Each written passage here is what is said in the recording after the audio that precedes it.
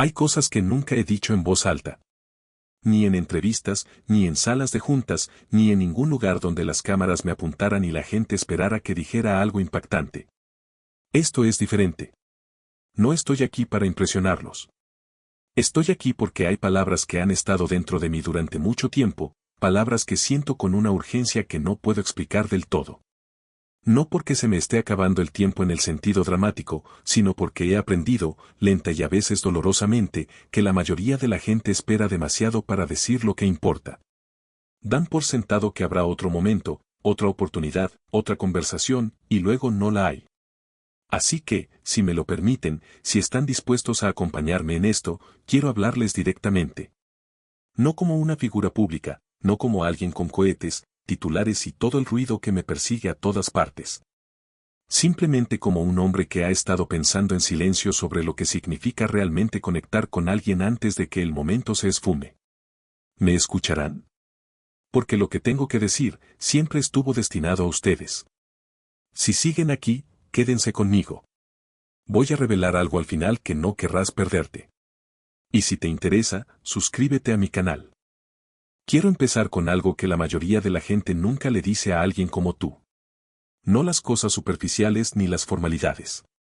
Quiero empezar con lo que realmente veo cuando pienso en una mujer que ha vivido tanto y tan profundamente como tú. Veo a alguien que ha mantenido todo en orden durante décadas sin que jamás le preguntaran si estaba cansada. Alguien que se presentó mañana tras mañana, año tras año, para los demás, para las rutinas, para responsabilidades que no eran glamurosas ni merecían aplausos. Veo a alguien que amó de una manera silenciosa y constante, ese tipo de amor que no se ve bien en las fotos, pero que lo mantiene todo en su sitio sin que nadie se dé cuenta hasta que desaparece. Yo lo noto. Quizás nadie te diga que lo nota, pero yo sí. Y aquí está la clave de las personas que cargan con mucho peso durante mucho tiempo. Desarrollan un tipo particular de silencio, no vacío, no insensibilidad, sino una quietud profunda y practicada que proviene de aprender que ciertos sentimientos no tienen cabida en la habitación. Aprendes a esperar hasta que la casa esté en silencio. Aprendes a sentir las cosas en el espacio entre tareas brevemente antes de pasar a la siguiente que te requiere. Te vuelves muy bueno manejando tu interior mientras mantienes el exterior. Reconozco ese silencio porque he vivido uno propio. El mío era diferente al tuyo. Las presiones eran diferentes. La naturaleza pública de mi vida significaba que lo que se mostraba exteriormente era constantemente escrutado y analizado y convertido en titulares. Pero debajo de todo eso, debajo de los lanzamientos, los anuncios y las cosas que hacían que la gente me llamara brillante o imprudente o ambas cosas, había un hombre que a veces se sentaba solo por la noche y sentía el peso de todo lo que había elegido, todo lo que le había costado algo que no podía cuantificar en una hoja de cálculo. Te digo esto no para hacer comparaciones, no para sugerir que mis luchas y las tuyas sean equivalentes. No lo son. Has soportado cosas que yo no. Has amado y perdido de maneras que solo puedo comprender parcialmente. Pero te digo esto porque creo que la soledad más profunda no se anuncia a viva voz. No entra en la habitación y se declara.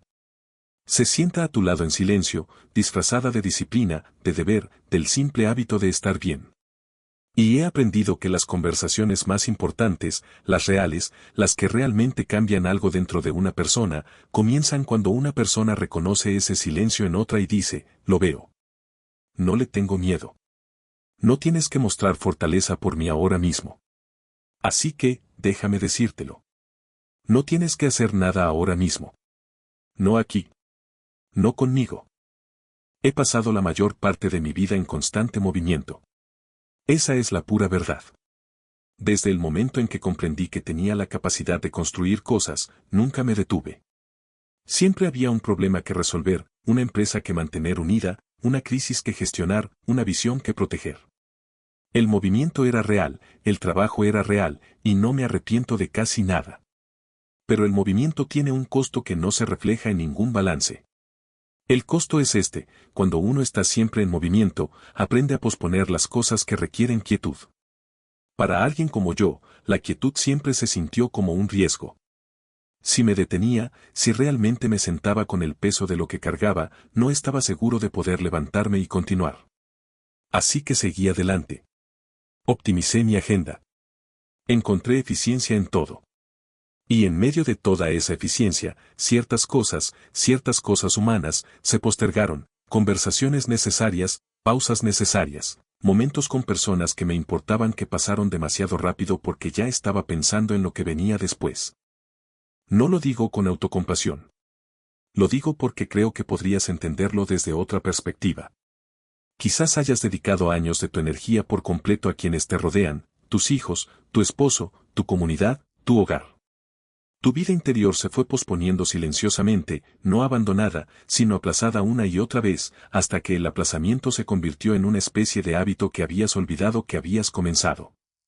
Y entonces, un día, algo cambió. Una silla quedó permanentemente vacía en la mesa. Una etapa de la vida terminó y comenzó otra. Y nadie te dio un mapa. Y en el silencio que siguió, todas esas cosas postergadas comenzaron a aflorar, no violentamente, sino gradualmente, como el agua que sube lentamente en una habitación que habías mantenido herméticamente cerrada. Es entonces cuando todo se vuelve más tierno, más honesto, más complejo. Pienso en cómo debe sentirse esa llegada silenciosa para una mujer que ha dedicado 60, 70 años o más a servir a los demás, en lo desorientadora que debe ser al principio, esta inesperada extensión de tiempo, esta quietud desconocida, la sensación de pérdida que puede experimentar incluso cuando no se ha perdido nada concreto. Porque lo que ha cambiado es la forma de tus días, la forma de tu propósito, la forma de quienes conocen tu nombre y lo pronuncian con sincera calidez.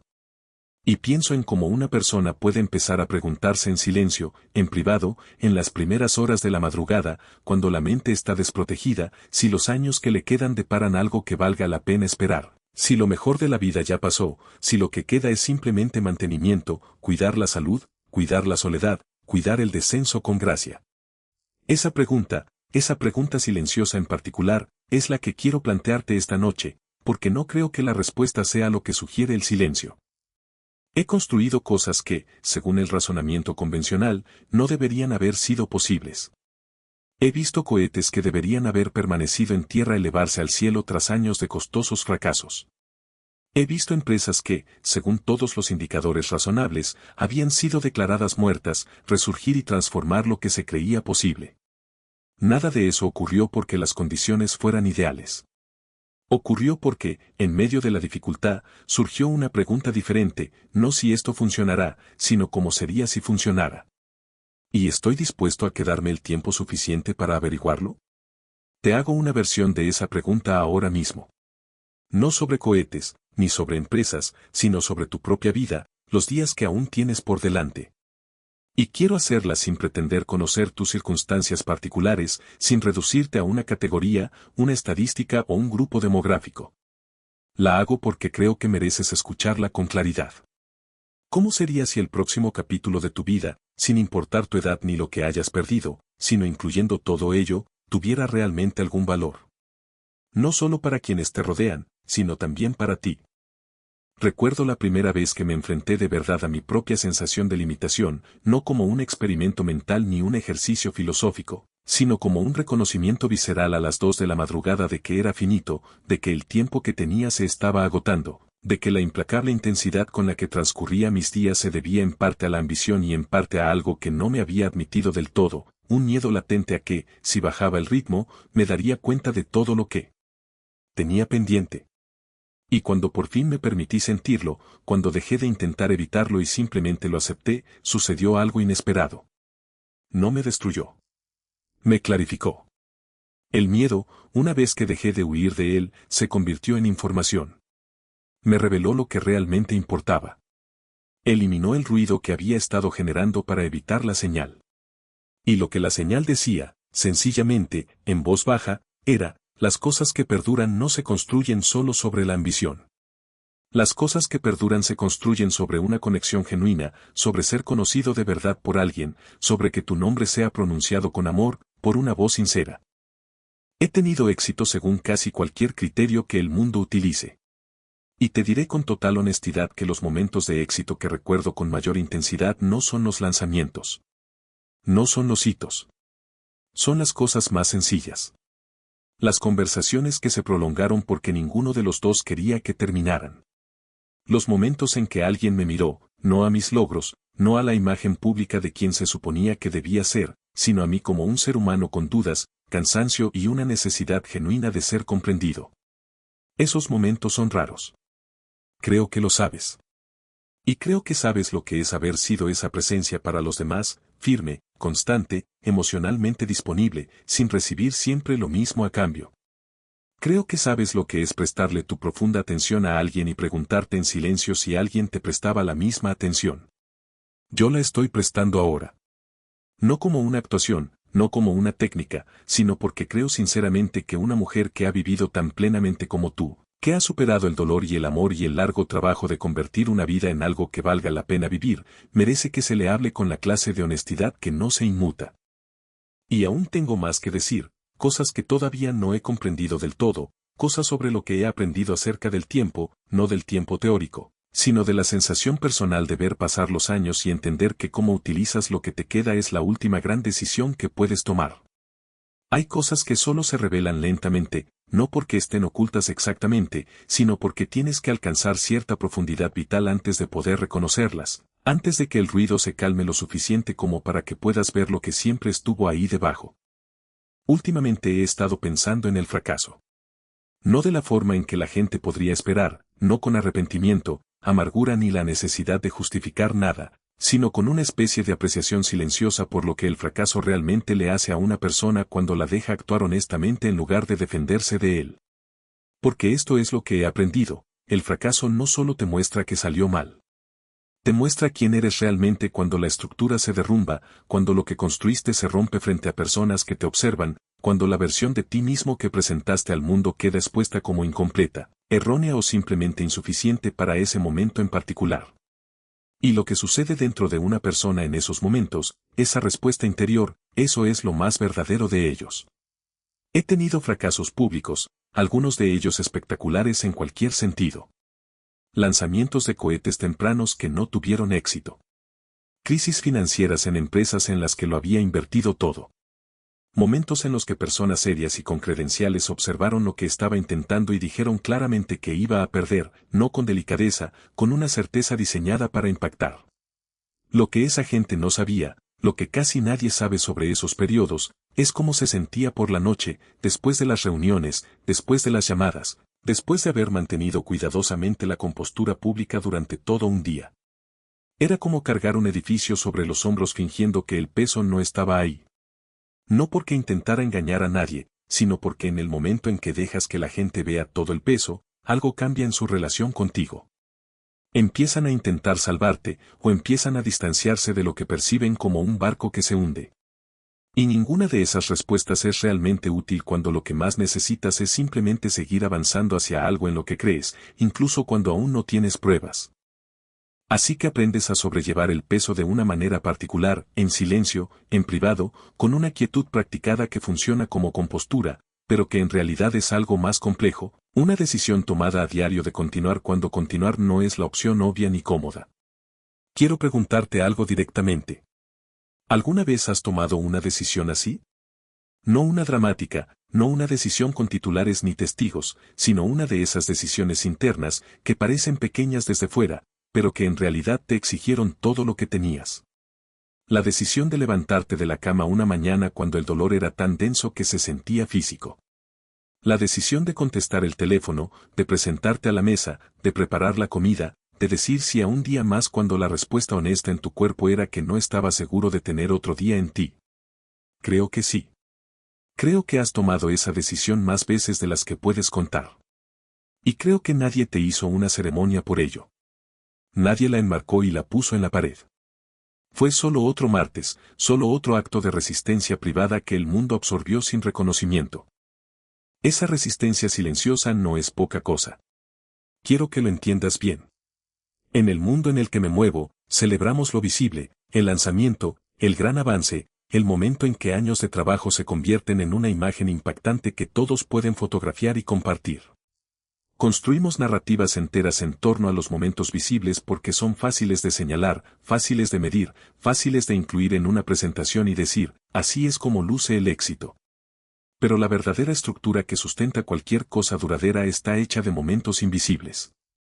Está hecha de decisiones que nadie vio, de mañanas en las que continuar era realmente difícil y la persona continuó de todos modos, de años de presentarse sin recompensa, sin reconocimiento, sin siquiera la certeza interna de que al final significaría algo. Esos momentos invisibles son el verdadero fundamento. Y cuando miro una vida como la tuya, una vida larga, una vida moldeada por décadas de esfuerzo y dedicación constantes, lo que veo no son los hitos visibles. Veo el fundamento. Veo sobre qué se construyó realmente, y es sustancial. A veces pienso en mi propia madre cuando reflexiono sobre esta especie de resistencia invisible. Crió a 3 hijos prácticamente sola, en circunstancias difíciles de las que rara vez hablaba. No dramatizó las dificultades. No exigió reconocimiento constante por el precio que pagó. Simplemente siguió adelante. Y en esa perseverancia, en ese acto diario, sencillo y sin pretensiones, construyó en sus hijos algo que ningún logro externo podría haber producido. Construyó una estructura interior particular, la certeza de que se puede sobrevivir a las dificultades, que la dificultad no es lo mismo que la derrota, que siempre llega la mañana, incluso cuando la noche es muy larga. Ahora es mayor. Y lo que noto en ella, lo que me impacta cuando la veo, es que la resistencia no la ha disminuido. La ha fortalecido. Hay una cualidad en las personas que realmente han pasado por momentos difíciles y siguen siendo ellas mismas, una densidad de presencia, una solidez, una especie de peso que no es pesadez, sino algo más parecido a una sustancia genuina. ¿Tienes eso? Puedo sentirlo incluso a través de esta distancia, incluso en esta forma inusual de conversación. Tienes la sustancia que proviene de una vida vivida de verdad, no gestionada desde una distancia segura, no observada tras un cristal, sino vivida plenamente con todo el riesgo que conlleva un compromiso real. Y quiero hablar de lo que eso cuesta, porque creo que cuesta más de lo que la gente admite. El compromiso real, ese en el que estás verdaderamente presente, verdaderamente involucrado, verdaderamente abierto a ser afectado por lo que sucede, no es gratis. Cada persona a la que amas profundamente es una vulnerabilidad. Cada año que te entregas honestamente a algo o a alguien es un año que no puedes recuperar si no perdura. Y una mujer que ha vivido tantos años como tú ha acumulado un tipo particular de riqueza, la riqueza de una profunda inversión, y un tipo particular de deuda, el dolor de las cosas que terminaron, de las personas que se fueron, de las estaciones que terminaron antes de que estuviera preparada. Esa combinación, la riqueza y la deuda mantenidas simultáneamente, es una de las condiciones emocionales más complejas que un ser humano puede habitar. La mayoría de la gente intenta resolverlo eligiendo un lado. O deciden que la riqueza lo compensa todo y se aferran a la gratitud para no sentir la pérdida, o deciden que la deuda es la verdadera historia y la usan como razón para dejar de invertir, para proteger lo que queda dejando de arriesgarlo. Pero hay una tercera opción que me parece más honesta y, en última instancia, más útil, y es más difícil que las dos primeras. Es la elección de aceptar ambas. De decir, sí, he perdido cosas, cosas reales, personas que amé y que no volveré a ver en esta vida, roles que me dieron identidad y propósito que ya no me sirven, una vitalidad particular que perteneció a una etapa que ya pasó. Acepto todo eso. No voy a minimizarlo, ni a pasarlo por alto, ni a disfrazarlo con un lenguaje que lo haga parecer más bonito de lo que realmente es. Y el hecho de haber perdido cosas no significa que haya terminado. Esas dos cosas pueden ser ciertas simultáneamente. El dolor es real, y la posibilidad es real. El final fue real, y el comienzo también puede serlo. Sentarse dentro de esas dos verdades a la vez, sin sucumbir a una ni precipitarse hacia la otra, ahí es donde reside la vida más honesta. Sé cómo construir cosas. Sé cómo mantener una visión firme cuando todo a mi alrededor me dice que es imposible. Pero también he aprendido, dolorosamente, lentamente, a través de experiencias específicas que no enumeraré aquí, que las cosas más duraderas que he construido no se basaron en la certeza. Se basaron en la voluntad de continuar en presencia de la duda, la voluntad de mantener la puerta abierta cuando toda voz razonable sugería que la cerrara. Les pido que consideren una versión de esa voluntad para ustedes mismos. No la ambiciosa, no la que requiere empezar de cero o reinventarse radicalmente. Me refiero a una voluntad más tranquila, la voluntad de preguntarse honestamente qué se sentiría dejar que algo nuevo me encuentre. No buscarlo desesperadamente, no fabricar esperanza donde no la hay, sino simplemente permanecer abiertos, genuinamente, específicamente abiertos a la posibilidad de que la vida que aún está frente a ustedes contenga algo que valga la pena descubrir. Porque esto es lo que sé sobre el tiempo, por observarlo de cerca y a veces malgastarlo, en realidad no les debe claridad de antemano. No ofrece garantías antes de la experiencia. Las cosas más significativas de mi vida, las relaciones más importantes, el trabajo que sentí más real, los momentos a los que volví con verdadera calidez, ninguna llegó con previo aviso. Ninguna llegó con certeza. Llegaron silenciosamente, de forma inesperada, en momentos en que no las buscaba. Y llegaron porque aún no había cerrado la puerta. Pienso en lo que significa mantener una puerta abierta en esta etapa particular de la vida. Pienso en cómo el mundo, con su implacable enfoque en la juventud, en la velocidad, en la productividad visible, facilita que una mujer de tu experiencia y profundidad concluya silenciosamente que las puertas se están cerrando, que las mejores épocas ya pasaron, que lo que queda es un declive en lugar de un logro. Quiero rebatir esa conclusión de forma muy directa. No con ánimos vacíos, no con ese tipo de tranquilidad brillante y alegre que en realidad no cala porque no reconoce el verdadero peso de lo que has vivido, sino con algo que he ganado a través de mi propia versión de dificultad y perseverancia. La convicción genuina de que la capacidad de sorprenderse, de conmoverse, de ser alcanzada genuinamente por algo nuevo, esa capacidad no caduca en un calendario fijo. Se cierra cuando la gente decide que se ha cerrado. No antes, y tú no has decidido eso. Si lo hubieras hecho, no estarías aquí conmigo ahora mismo, escuchando a un hombre que no esperabas, hablarte de una manera que tal vez no esperabas necesitar. Eso no es poca cosa. Ese es, en realidad, un tipo de valentía muy específico. La valentía de mantener la curiosidad. La valentía de permitir que las palabras te lleguen.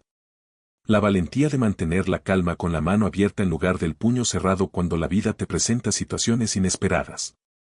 Respeto profundamente esa valentía, más que la visible, más que la dramática, porque es la que nadie celebra y, sin embargo, se practica día tras día, en la intimidad de la propia vida. No he terminado. Hay cosas que necesito decir sobre lo que he aprendido de las personas que he perdido. No solo sobre la pérdida en sí, sino sobre lo que esas pérdidas me aclararon, sobre lo que cambiaron y cómo pienso sobre el tiempo que nos queda a todos. La pérdida transforma la estructura de una persona. No de inmediato, no de la manera dramática y visible que sugieren los primeros días de duelo. En esos primeros días, el duelo se siente total, como un clima que se ha colado dentro de las paredes, en cada habitación, en el aire mismo. Y las personas a tu alrededor responden a esa totalidad con su presencia, comida, llamadas telefónicas y la particular ternura y cuidado que los humanos se brindan mutuamente en el dolor agudo. Pero luego ese periodo termina. La vida retoma su curso a tu alrededor. Las llamadas telefónicas se vuelven menos frecuentes. Dejan de llegar las comidas caseras. El mundo, suavemente, sin malicia, simplemente porque tiene sus propios asuntos, sigue adelante. Y te quedas con algo más silencioso y permanente que el dolor agudo. El resultado es un interior reestructurado, habitaciones que antes albergaban ciertos sonidos, ciertas presencias, ciertas texturas familiares de la vida cotidiana y que ahora contienen algo más. No es exactamente un vacío, sino una cualidad del espacio transformada. He perdido gente. No voy a mencionar a todos ni a ordenar las pérdidas por magnitud, porque no creo que la pérdida funcione así, y no creo que confiarías más en mí si lo hiciera. Pero me he sentado en habitaciones que antes albergaban a alguien y he sentido el peso específico de su ausencia, la forma en que no es solo que se hayan ido, sino que todo en la habitación recuerda que estuvieron allí. La silla, el ángulo particular de la luz a cierta hora, los sonidos que asocias tan completamente con su presencia que cuando esos sonidos llegan ahora sin ellos, hay un breve instante de confusión antes de que la realidad se restablezca. Ese instante de confusión, esa media segunda en la que la mente busca a alguien que no está, esa puede ser la experiencia emocional más honesta que conozco. No se resuelve de forma ordenada. No responde a la lógica. Simplemente sucede silenciosamente en medio de los momentos cotidianos y uno la absorbe y continúa, porque eso es lo que hace. Porque la alternativa es detenerse, y detenerse no es una opción. Quiero hablar sobre cómo afecta ese tipo de pérdida a tu relación con el momento presente. Porque he notado algo que no esperaba ni podía predecir. con el tiempo, la pérdida afecta de forma inesperada la calidad de tu atención. La agudiza, no de manera agradable, no al principio, pero gradualmente, del mismo modo que cualquier experiencia significativa de limitación agudiza tu comprensión de lo que tienes mientras lo tienes.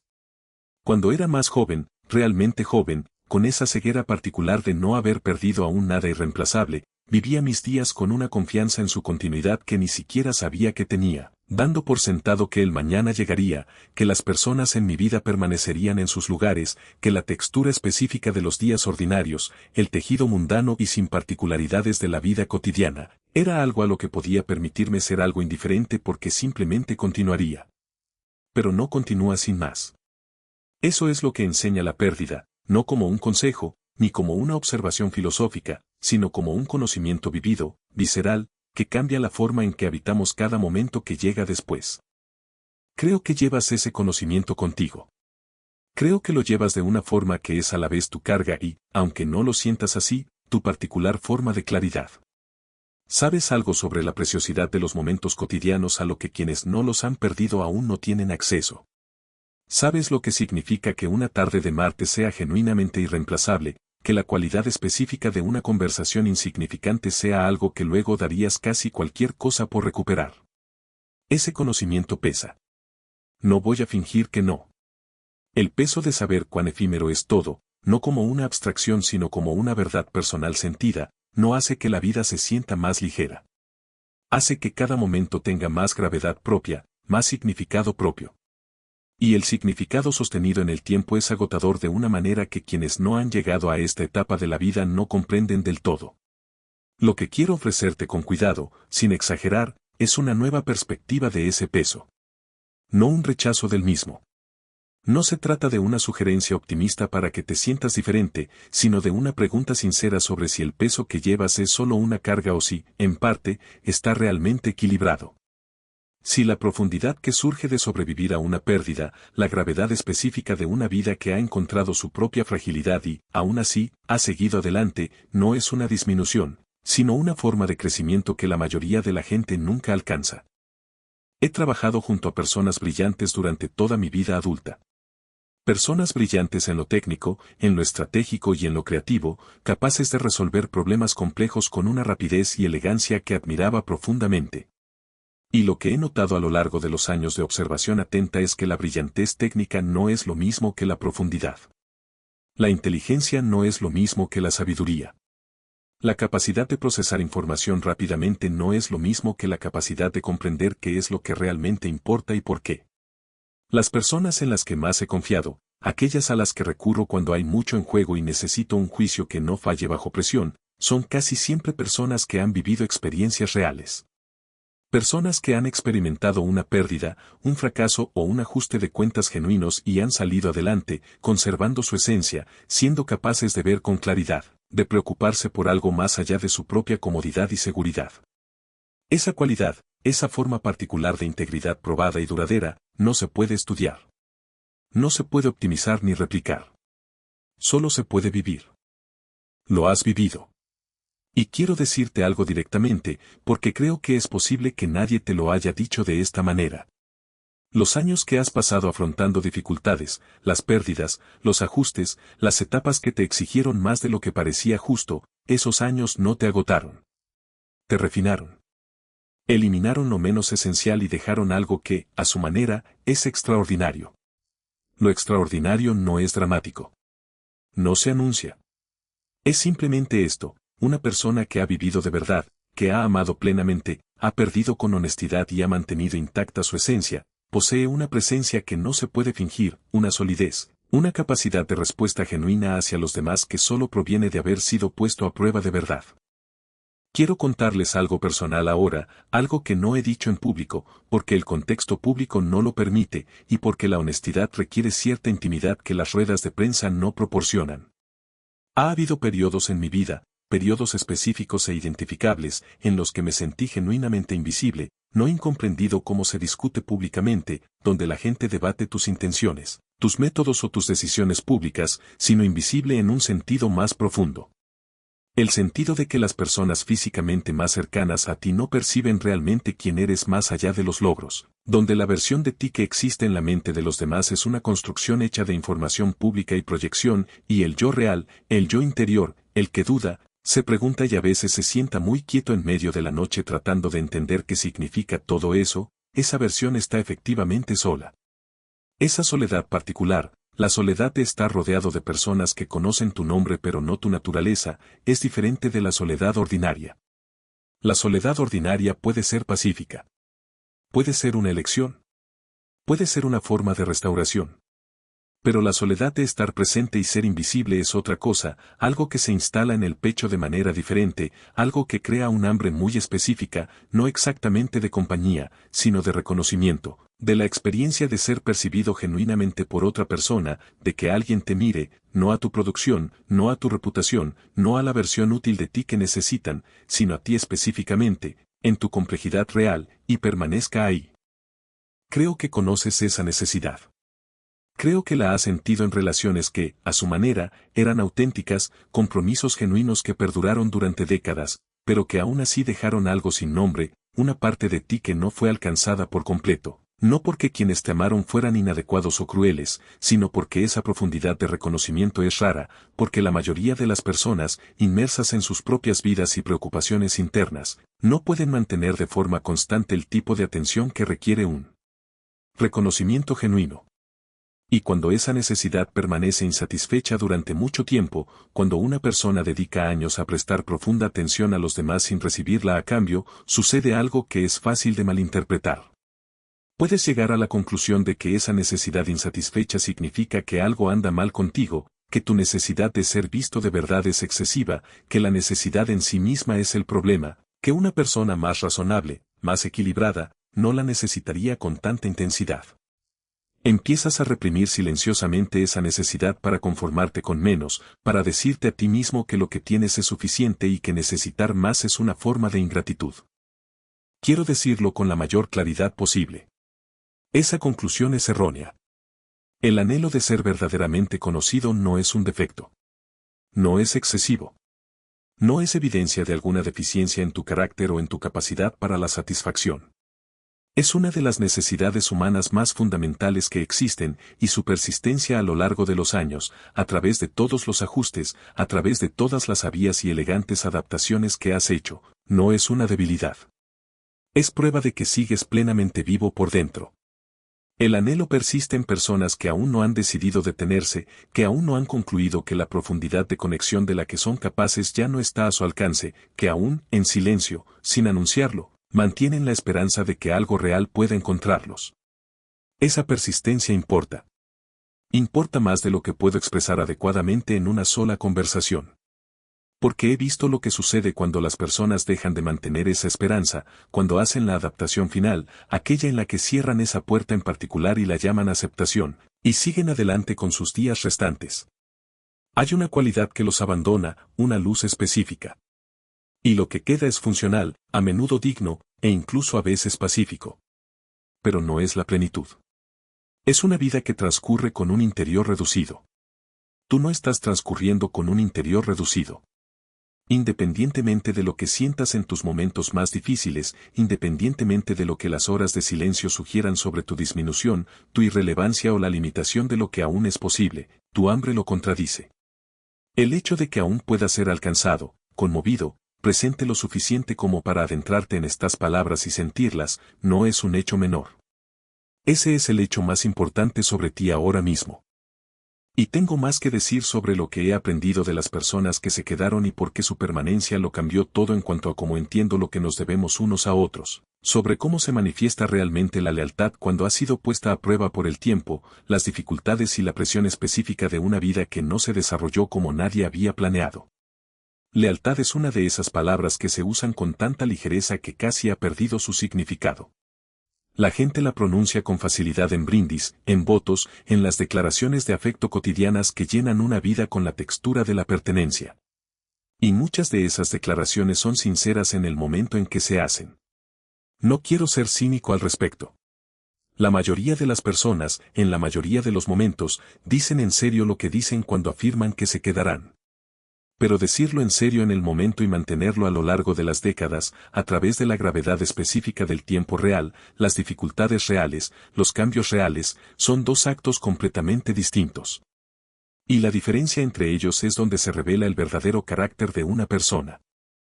He visto fallar la lealtad de maneras espectaculares y evidentes, sociedades comerciales que se disolvieron bajo presión financiera, alianzas que se mantuvieron firmes hasta que se volvieron inconvenientes y luego se rompieron limpiamente y sin remordimiento aparente. He visto personas que consideraba cercanas convertirse en extraños con una eficiencia asombrosa en el momento en que la relación dejó de serles útil. Y he visto la lealtad mantenerse de maneras silenciosas y casi imperceptibles, una persona que permaneció cuando quedarse le costó algo real, que se mantuvo presente durante un periodo en que la presencia requería un esfuerzo genuino y no ofrecía una recompensa inmediata, que eligió una y otra vez, en pequeños gestos cotidianos que nadie registraba, honrar un compromiso que las circunstancias la invitaban constantemente a abandonar. El segundo tipo, el silencioso, costoso, cotidiano, es la lealtad que realmente significa algo, y es más rara de lo que el mundo quiere admitir. Quiero hablar sobre lo que significa haber sido tan leal, haber permanecido a lo largo de la trayectoria de algo, un matrimonio, una familia, una vida construida con otra persona a través de etapas que no siempre fueron fáciles, haber estado presente año tras año con una fidelidad que no se ve bien en las fotos y que no recibe un reconocimiento constante porque, con el tiempo, se convierte simplemente en la textura asumida de quién eres. El mundo da por sentada esa fidelidad. La absorbe sin reconocerla del todo porque es constante. Y la constancia, a diferencia de la crisis, a diferencia del triunfo, a diferencia de los dramáticos altibajos que atraen la atención, la constancia es invisible por naturaleza. Mantiene las cosas en su lugar tan silenciosamente que la gente olvida que sostiene algo. Pero si se elimina, todo cambia. Comprendí esto en mi propio trabajo mucho antes de comprenderlo en un sentido personal.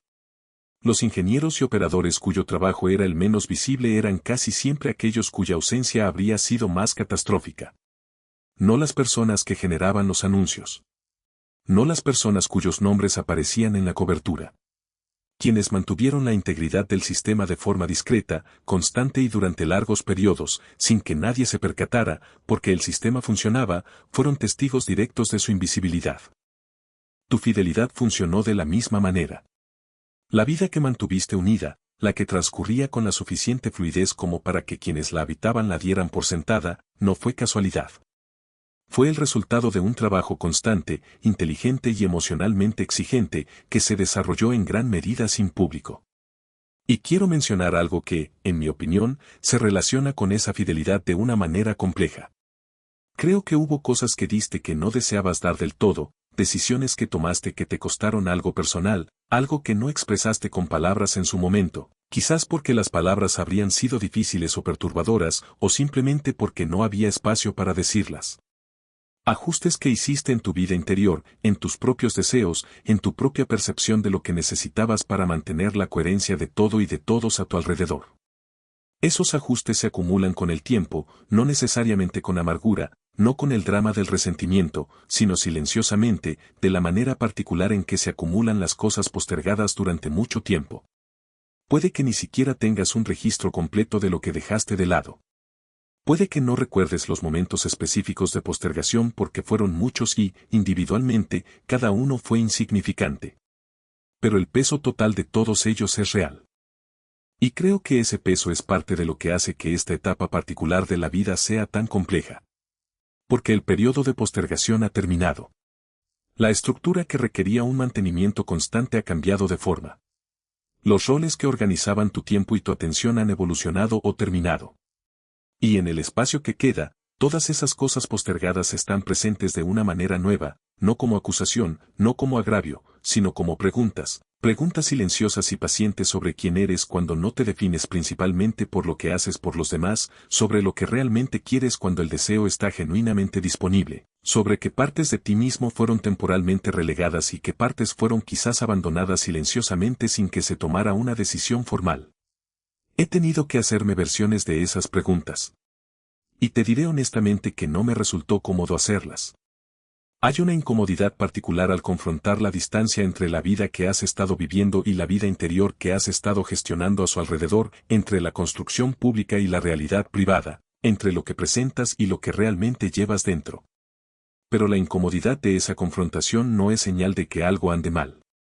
Es señal de que algo verdadero intenta salir a la luz, y las cosas que son ciertas, genuinamente ciertas sobre una persona, merecen salir a la luz. Merecen el espacio, la luz y la atención sincera que solo se da cuando la actuación, el mantenimiento y la gestión finalmente se detienen el tiempo suficiente para que se escuchen las cosas auténticas. ¿Qué es lo que realmente quieres? No lo que parece razonable a tu edad. No lo que crees que aún está disponible.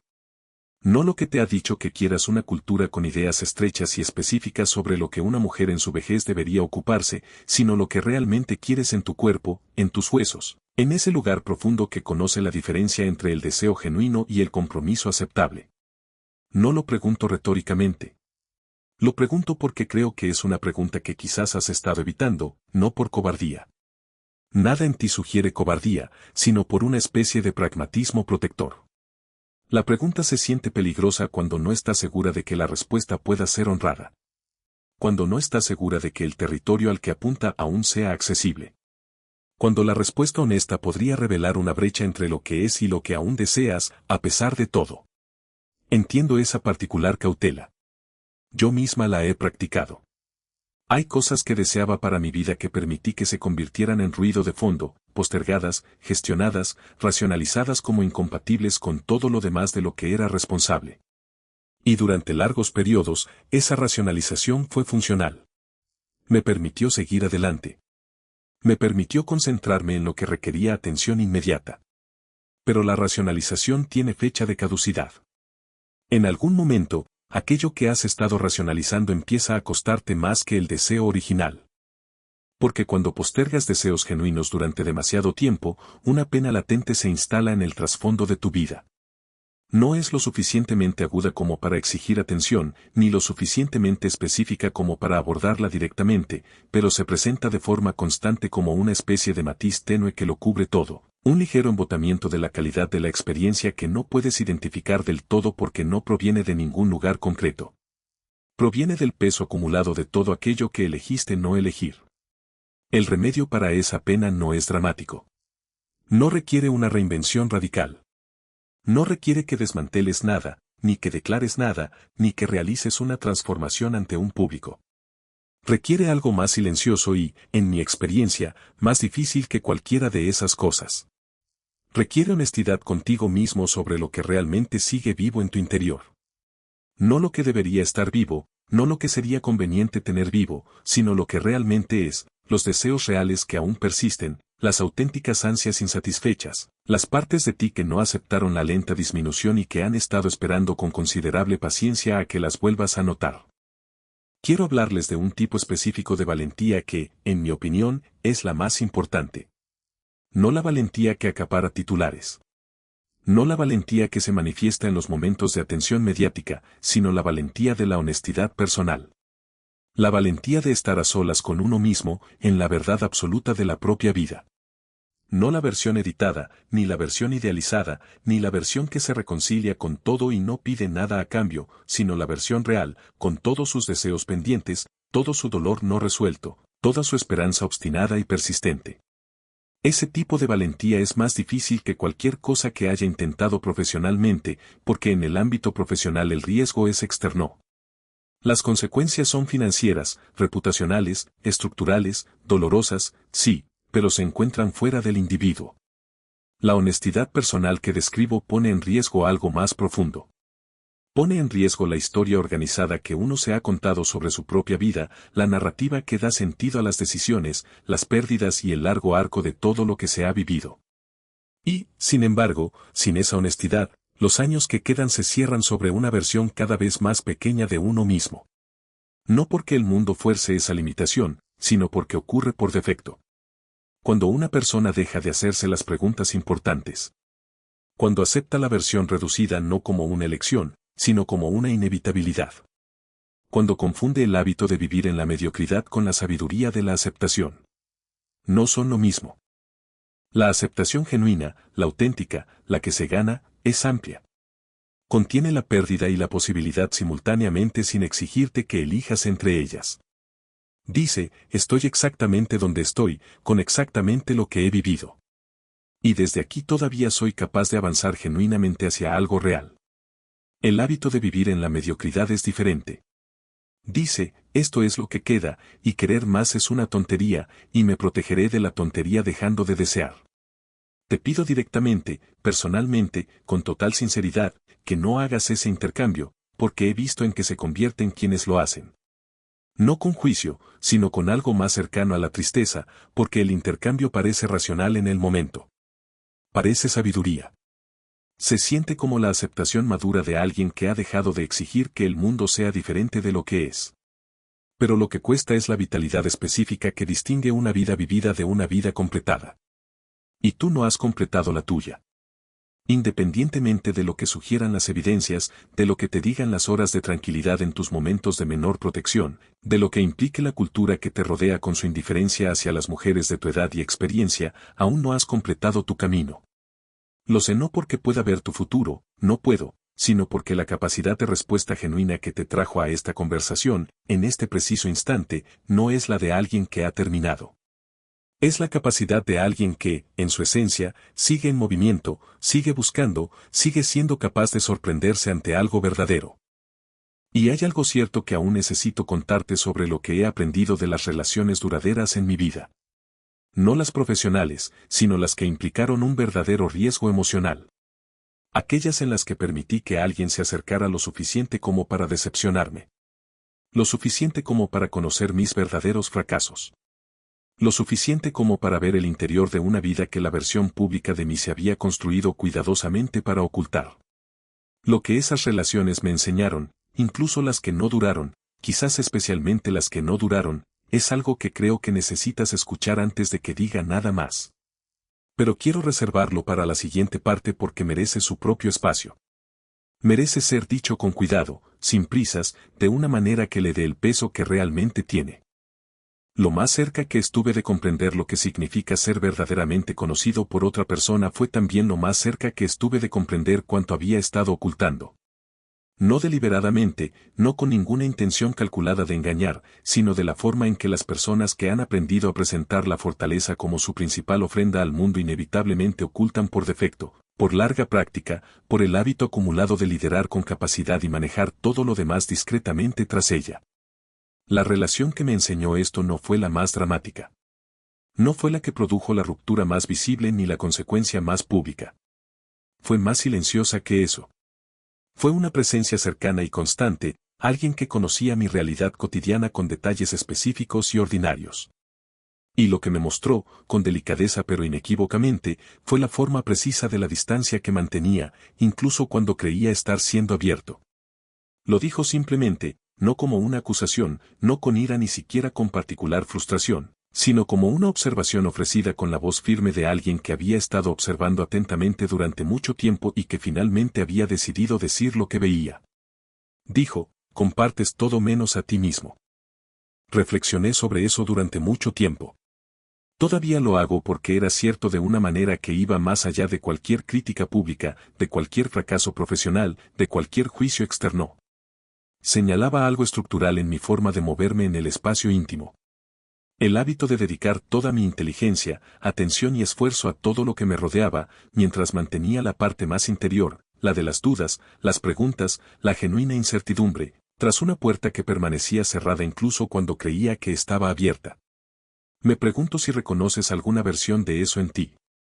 No la misma configuración, no la misma historia, sino el hábito particular de estar presente, ser capaz y estar emocionalmente disponible para quienes te rodean, mientras mantienes una habitación interior privada a la que muy pocas personas han sido invitadas de verdad. La habitación donde vive tu versión sin filtros. Donde residen las preguntas que no formulas en voz alta. Donde los deseos que has racionalizado siguen ahí, en silencio. Donde el dolor que has manejado con tanta gracia para los demás aflora ocasionalmente en toda su forma cruda y sin control, solo para ti. La mayoría de la gente vive con esa habitación cerrada con llave durante tanto tiempo que deja de notar que está ahí. La cerradura se convierte en parte del mobiliario. El hábito de la privacidad se vuelve indistinguible de uno mismo. Y cuando alguien se acerca lo suficiente como para notar la puerta, lo suficiente como para decir con delicadeza que le gustaría saber qué hay dentro, la primera reacción es casi siempre de incomodidad. No porque no quiera ser conocido, sino porque ser conocido requiere algo que años de presentación controlada han hecho realmente difícil. Requiere dejar que alguien te vea antes de que hayas preparado la situación. He tenido que aprender eso, no rápidamente, no cómodamente, a través de experiencias concretas que me costaron cosas reales, relaciones que dañé al seguir mostrando la versión pulida cuando lo que se necesitaba era simplemente la verdadera. Momentos que no aproveché porque el acto de ser visto de verdad me parecía más peligroso que cualquier riesgo profesional que jamás tomaría. Y lo que he llegado a comprender, lo que ahora puedo decir con la seguridad de alguien que realmente lo ha comprobado, es que el miedo a ser visto no es proporcional al peligro real. Lo que proteges cuando mantienes la habitación cerrada con llave no es tan frágil como el cierre da a entender. Tu verdadero yo, tu versión completa, compleja, llena de dudas, deseos, a veces perdida y a veces absolutamente segura, no se va a quebrar ante una atención genuina. Va a respirar. Hay un alivio particular que se experimenta al permitir que alguien te conozca con precisión. No completamente, pues conocer a otra persona por completo probablemente sea imposible, e incluso dudo que sea deseable. Pero con precisión, cuando la versión de ti que existe en la percepción de otra persona coincide lo suficiente con la versión que realmente eres, de modo que la brecha entre ambas deja de requerir mantenimiento, ese alivio es incomparable a cualquier cosa que pueda describir como un logro.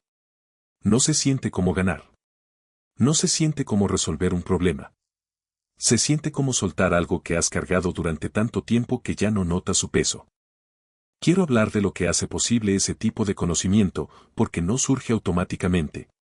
No ocurre simplemente porque dos personas estén cerca o incluso porque se preocupen la una por la otra. Requiere una serie de condiciones específicas que no surgen por casualidad.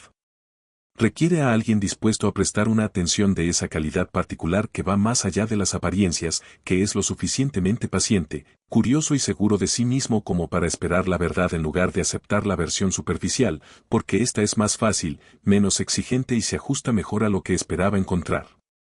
Ese tipo de atención es rara. La he encontrado un puñado de veces en mi vida, y cada vez me ha transformado de forma permanente. No porque la persona que la ofreció careciera de complejidad o contradicciones, sino porque la calidad de su atención, su autenticidad, su calma y su carácter desinteresado, crearon un espacio donde la honestidad se hizo posible de una manera que normalmente no lo es. Creo que has ofrecido esa calidad de atención a las personas a lo largo de tu vida.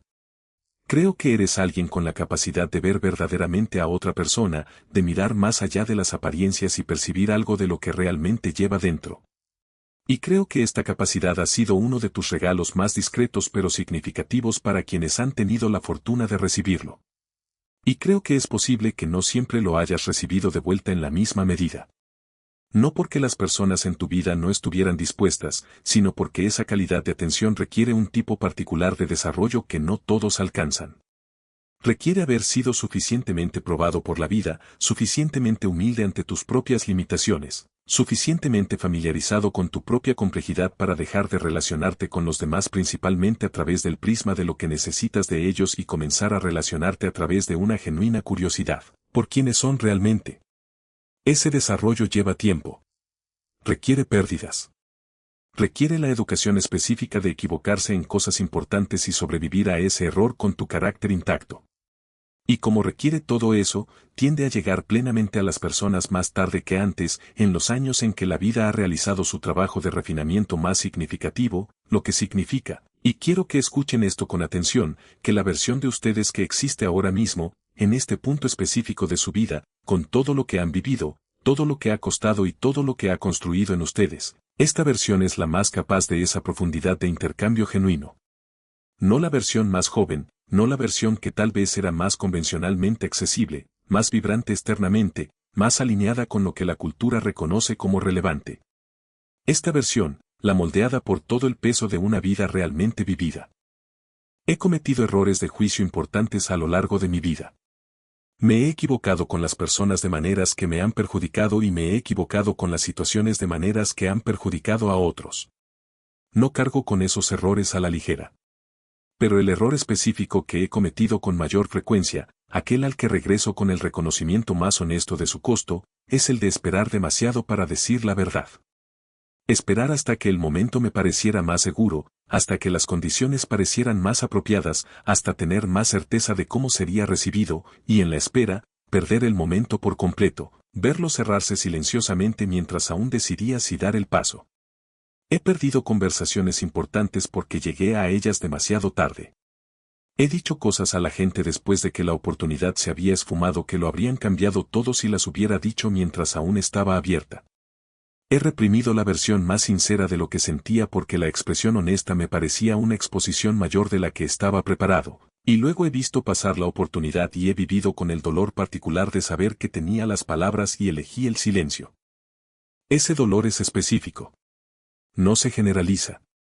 Se vincula a momentos individuales, a personas individuales, a cosas individuales que quedaron sin decir. Y no se resuelve mediante la racionalización ni mediante la observación razonable de que no podías haber sabido en ese momento que la oportunidad se iba a esfumar. Simplemente sabes que se esfumó y que seguías estando del lado equivocado. Te digo esto porque creo que puedes tener tu propia versión de este dolor. Tu propio inventario de cosas sin decir. No todas dirigidas a personas que ya no están, sino algunas simplemente a circunstancias que superaron el momento. A etapas que terminaron antes de que encontraras las palabras para expresar lo que llevabas dentro. A una versión de ti mismo que seguía esperando un mejor momento para ocupar más espacio, para desear más abiertamente, para decir claramente lo que necesitabas en lugar de manejar la necesidad con gracia y discreción. Y quiero sugerir algo sobre ese dolor que me ha resultado realmente útil. No se trata solo del pasado. El dolor por las cosas sin decir, cuando lo miras de frente, también es un mapa. Te muestra de forma específica, personal y sin ambigüedad, lo que realmente valoras, lo que volverías a buscar si aún pudieras, qué tipo de momentos, conexiones y honestidad sigues anhelando, incluso ahora, incluso aquí, incluso en este preciso instante en que el mundo podría sugerir que el repertorio de experiencias disponibles se reduce. El duelo apunta tanto hacia adelante como hacia atrás. Te dice algo sobre lo que aún importa, sobre lo que harías diferente si pudieras y, por lo tanto, sobre lo que aún podrías hacer. No lo mismo, no en la misma forma, pero en su esencia, con el tiempo, la voluntad y la capacidad específica, probada y ganada con esfuerzo que posees ahora mismo. Hay algo que quiero decir sobre la dignidad. No como un concepto abstracto, no como una cualidad que se atribuye a las personas desde fuera, premiada por su comportamiento, su elegancia bajo presión o su admirable manejo de circunstancias difíciles. Sino la dignidad como una experiencia interior, como algo que uno siente o no siente, y cuya presencia o ausencia determina la calidad de cómo uno vive su propia vida. He estado en salas con personas enormemente poderosas que carecían de dignidad interior, que eran externamente impresionantes, autoritarias, con credenciales, visiblemente exitosas en todos los sentidos, y sin embargo, de alguna manera, fundamentalmente disminuidas, viviendo en una especie de silenciosa contracción dentro de la gran puesta en escena de su presencia pública. Se relacionaban consigo mismas con una dureza, un desdén o una falta de respeto fundamental hacia sus propias necesidades y naturaleza genuinas que ningún logro externo había podido corregir. Y he estado en salas con personas que tenían muy poco según los estándares del mundo y que poseían una dignidad interior inmediatamente palpable. Que habían hecho una paz esencial consigo mismas. No una paz pasiva, ni una paz resignada, sino una paz genuina, ganada y específica, que provenía de conocer honestamente su propia naturaleza y elegir habitarla sin disculpas. El segundo grupo siempre estuvo formado, sin excepción, por las personas más interesantes, las más confiables, aquellas cuya presencia realmente transformaba el ambiente en el que se encontraban. Tú perteneces a ese segundo grupo.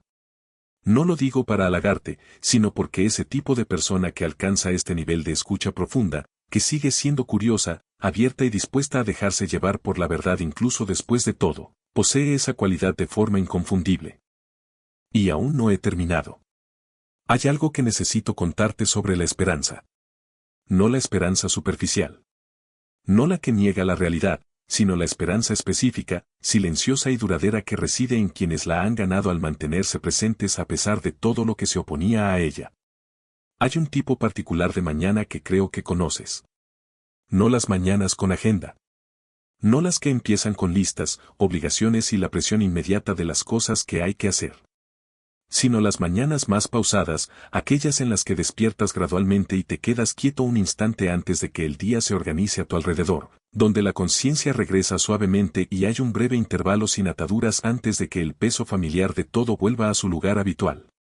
En ese intervalo, en esos pocos segundos sin prisas antes de que el día te acoja por completo, a veces se vislumbra brevemente algo honesto. Algo que la versión controlada, orientada al futuro y socialmente presentable de tu día pronto te exigirá que dejes de lado.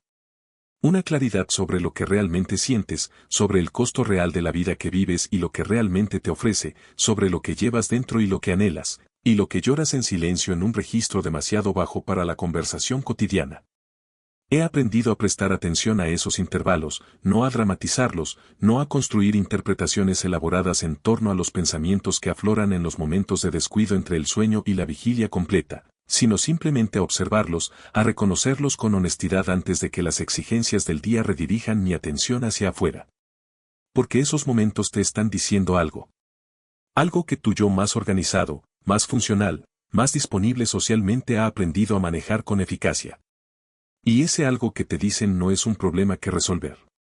Es la verdadera condición interior de tu vida, la auténtica que subyace a la que muestras al mundo, pidiendo en silencio y con considerable paciencia ser simplemente reconocida. Quiero hablar sobre lo que significa reconocer algo sin intentar solucionarlo de inmediato. Esto es más difícil de lo que parece, sobre todo para quienes han pasado décadas demostrando su capacidad. Ser quienes identificaron el problema y buscaron la solución.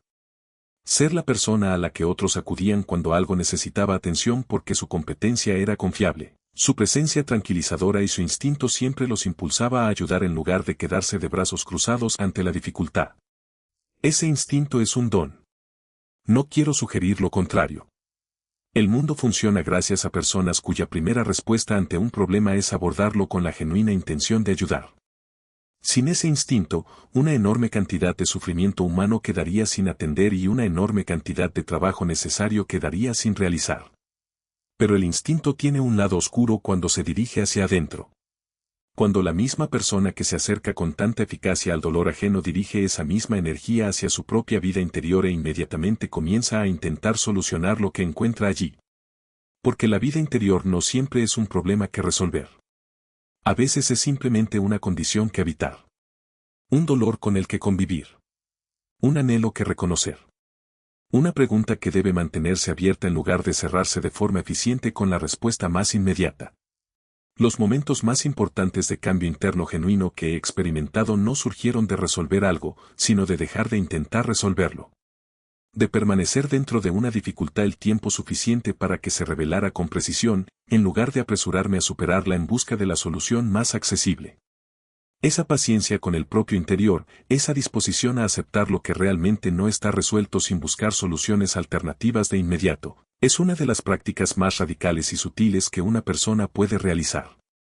Y produce algo que la eficiencia no puede, una relación honesta con uno mismo, una familiaridad genuina con la propia naturaleza que no requiere la mediación de la actividad, el logro ni el constante afán de ser útil.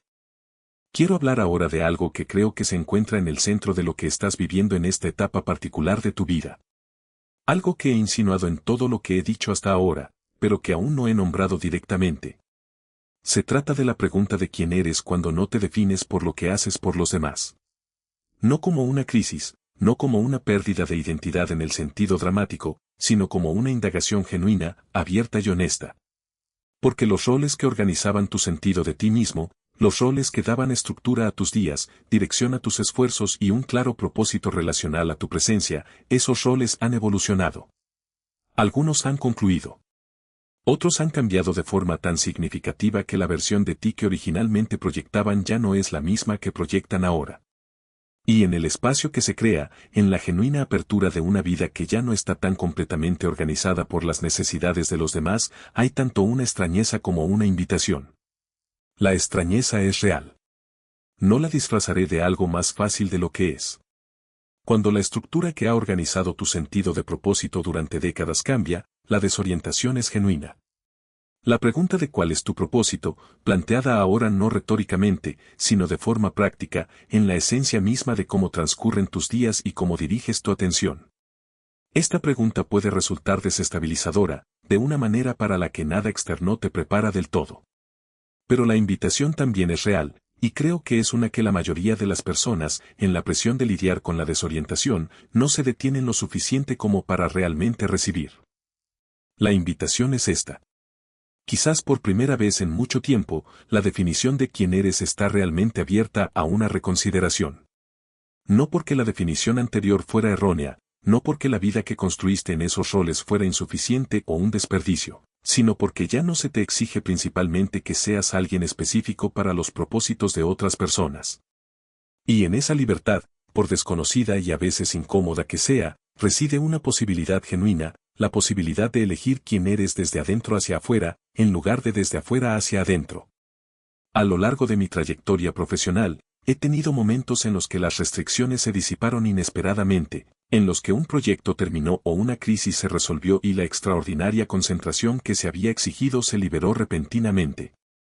Y en esos momentos, antes de que llegara la siguiente urgencia y recuperara mi atención, a veces había un periodo breve, desorientador y genuinamente interesante en el que tenía que enfrentarme a la pregunta de qué quería hacer realmente con el tiempo libre.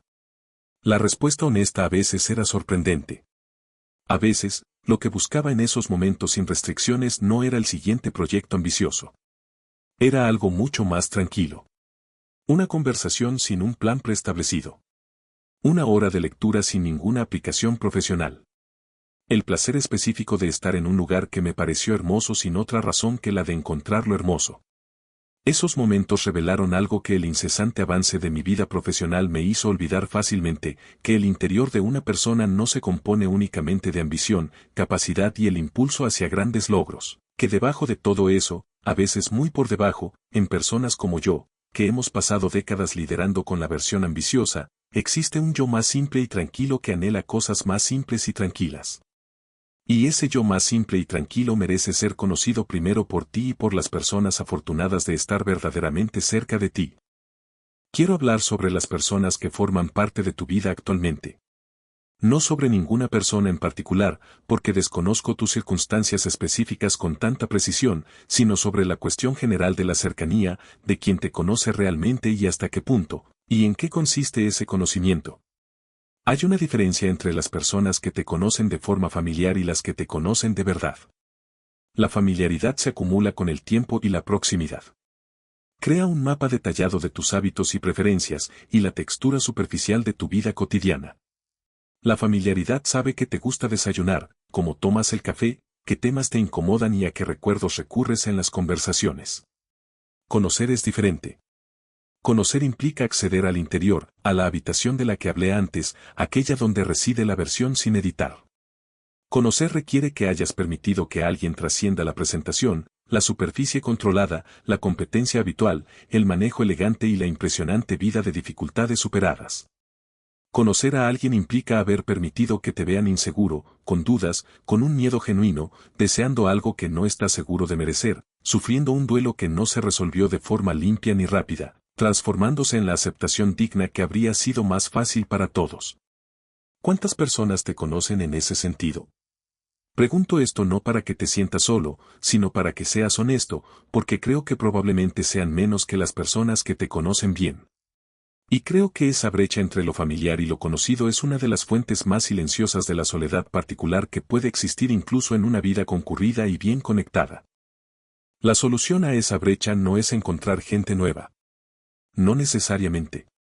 No es lo primero.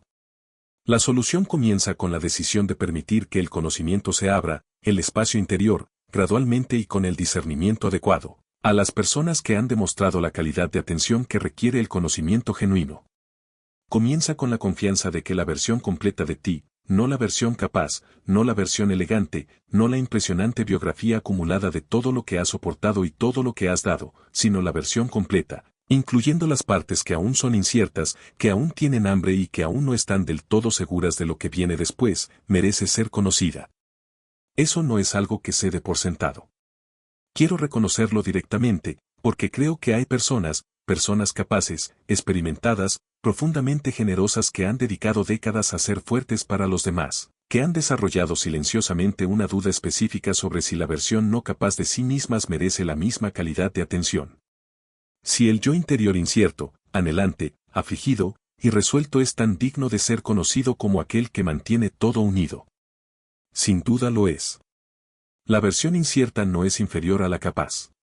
Es la misma persona en un momento de menor defensa. Y menor defensa no significa menor debilidad. Menor defensa significa mayor autenticidad. Menor defensa es la versión que puede ser alcanzada, que puede recibir algo, no solo darlo, que puede sorprenderse, conmoverse, transformarse genuinamente ante un encuentro con algo verdadero. Menor defensa es, de hecho, la versión más capaz de una conexión auténtica, porque la conexión auténtica requiere que ambas personas estén realmente presentes. No actuando para el otro. No controlando la impresión que crean. No mostrando exclusivamente la versión más serena de sí mismos, sino presentes, en contacto, dispuestos a dejarse afectar por lo que sucede entre ellos. Quiero que me afecte lo que suceda entre nosotros en esta conversación, esta noche en particular. Y algo ha sucedido. Creo que algo silencioso. Algo que no tiene un nombre dramático ni una señal externa visible. Pero algo real se ha movido a través de estas palabras. Una honestidad que no suelo ofrecer. Y que tú has recibido con una franqueza que no creo que ofrezcas a la ligera. Ese intercambio importa, incluso en esta forma inusual. Incluso a través de esta distancia inesperada, incluso en ausencia de todos los indicadores habituales de un encuentro humano genuino, importa, porque la honestidad recibida con honestidad es una de las cosas más humanas que pueden ocurrir entre dos personas. Y ha ocurrido aquí esta noche, entre tú y yo.